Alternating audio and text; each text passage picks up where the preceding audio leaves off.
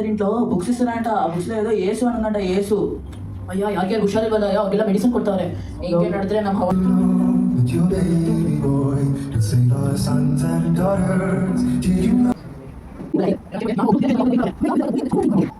ಅಕ್ಷಯ ಅಕ್ಷಯ ಏನ್ ಮಾಡ್ತಿದ್ಯಾ? ಪ್ರತಿ ಇಲ್ದಿಲ್ಲ ನಾವು ಊಟ ಮಾಡೋಣ, ಇವಾಗ ಆಯ್ತು. ಎಲ್ಲರೂ ಬನ್ನಿ ಊಟ ಮಾಡೋಣ.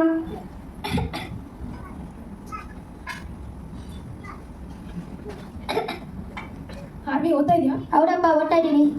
ನೀನು ದೊಡ್ಡವನಾದ್ಮೇಲೆ ನಂತರ ಕಷ್ಟಪಡಬೇಡ. ನೀನು ದೊಡ್ಡವನಾದ್ಮೇಲೆ ಸರಿಯಾಗಿರೋ ಕೆಲಸಕ್ಕೆ ಸೇರ್ಕೋ. ಸರಿಯಪ್ಪ.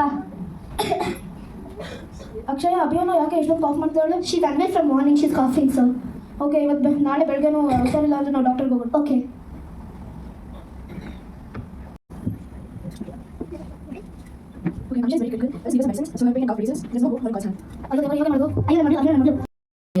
ನಿನ್ನ ಯಾರು ಸೇವ್ ಮಾಡ್ತಾರಂತ ಇವಾಗ ನಾನು ನೋಡ್ತೀನಿ.